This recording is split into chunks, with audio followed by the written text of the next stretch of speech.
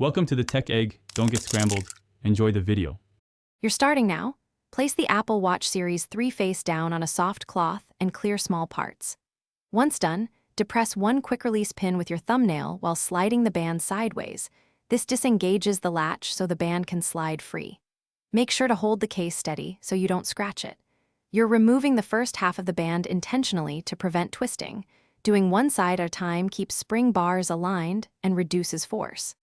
Now remove the opposite band half the same way, compressing the quick-release pin and sliding out smoothly.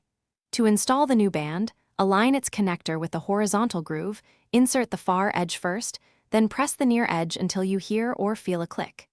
Make sure the text or decorative side faces the way you want it to sit. Once both halves click, tug gently to confirm engagement. This step ensures the band won't separate during wear. Finish by checking both connectors again.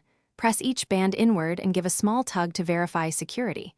You want an even gap and comfortable fit so the sensors work properly and the watch won't shift. If a side doesn't click, don't force it. Remove the band, inspect for debris or bent metal, clean with a soft cloth, then reseat slowly. If problems persist, try a different compatible band to isolate whether the band or watch connector is at fault. Thanks for watching. Consider subscribing if I helped unscramble your problems.